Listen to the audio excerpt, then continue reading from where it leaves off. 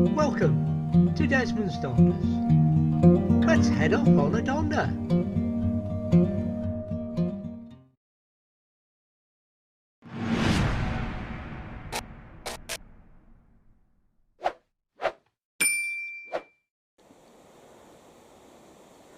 Welcome. Our spot for the weekend. Colbin Forest, Cloddymoss.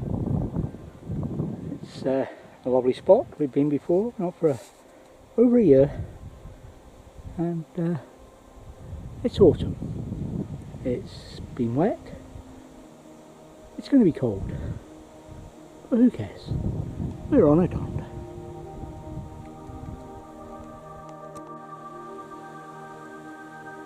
The sights and sounds of Cloddymoss. Autumn is in the air, and the trees are showing some colour. Not a great deal yet, but it's coming.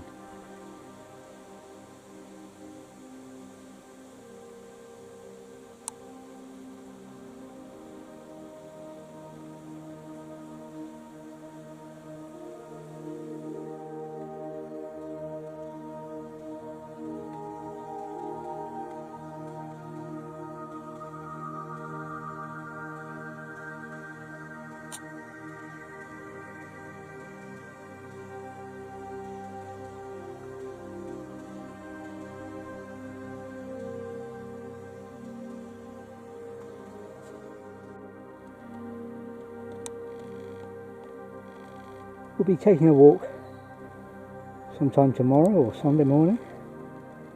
There's geocaches to be found in these here woods.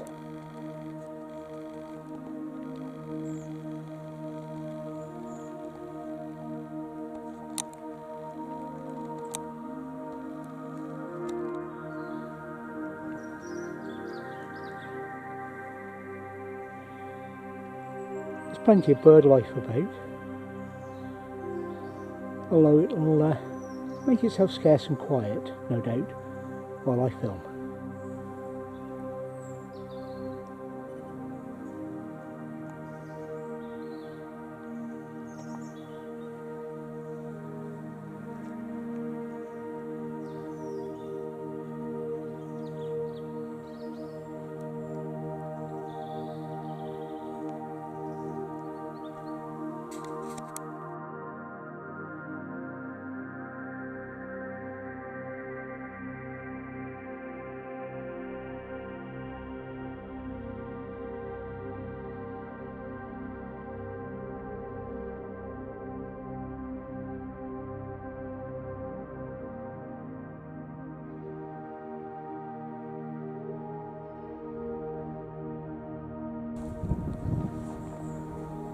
Cloddymoss, and the start of the great geocache hunt.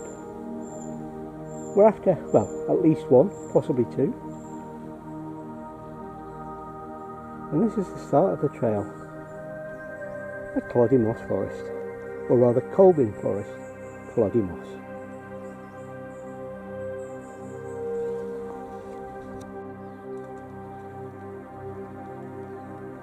More than a few signs of autumn here.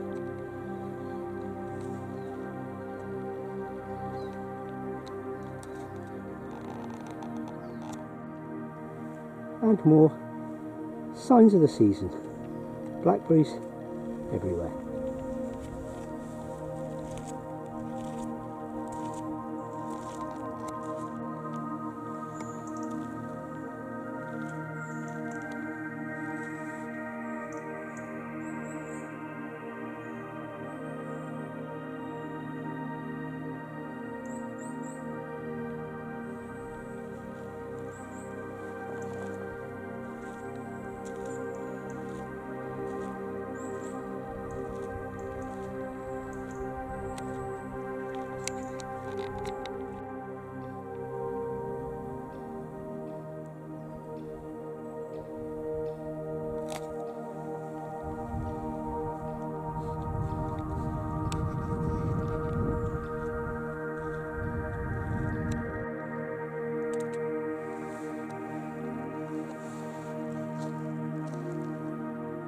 Mr. Robin, sat on a post, and he knows the camera's on him because he's turned around and flown away.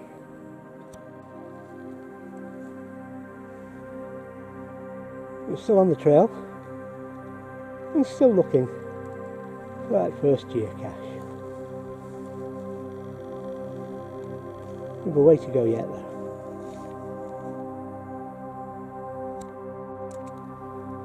Rows and rows of pine trees. A cache crop in Colbin Forest.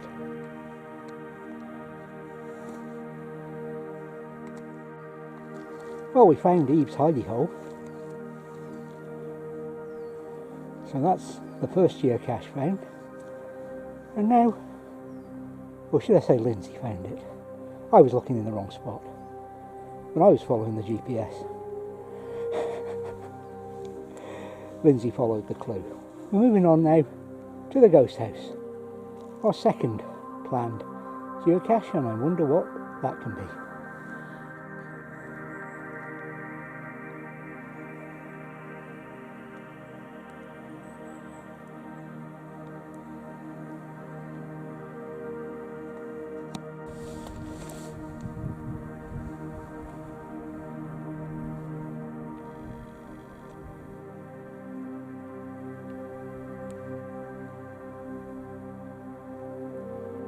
To show you, that one was supposedly the more difficult of the two we targeted for today, but we found it quite quickly, and an interesting cache. There was some conflict about whether or not the hint was any good, but the hint works perfectly, as does the description in the cache logs, and it allows you to walk almost right up to it once you get to the location, once you get to ground zero. And now we're just finding out that the reason Lindsay gets lost in the woods is she's wandered off in the wrong direction. Time to head back to the van. Only a mile or so heading back, and a circular walk.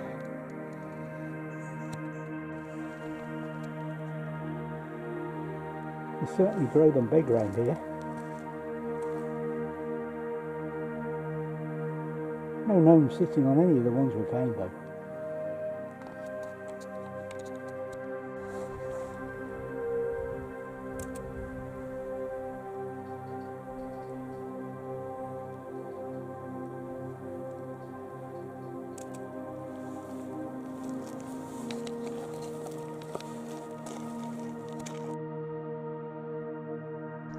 As we walked back to the van, we were rewarded with a view of these crossbill, normally only heard and seen flitting amongst the top of the branches.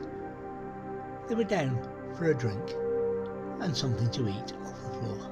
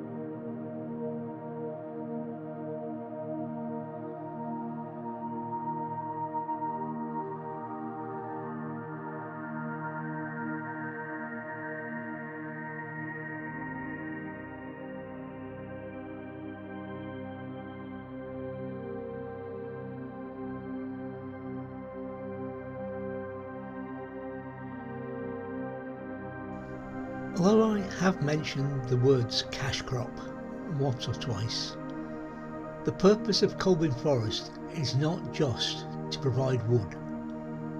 The trees actually bind the land, the sand, together to prevent it being swept away by storms and the sea out in the Firth.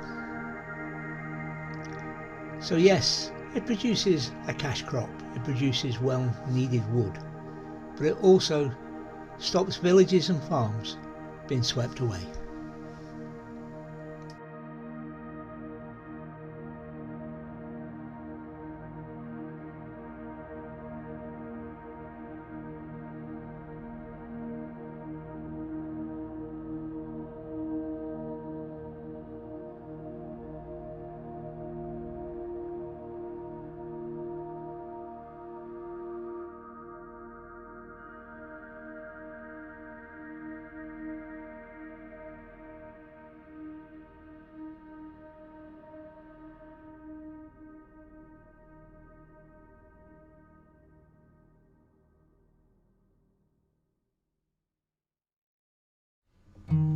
Thank you for watching this week's Desmond's Donuts. Please take nothing but memories, leave nothing that tracks.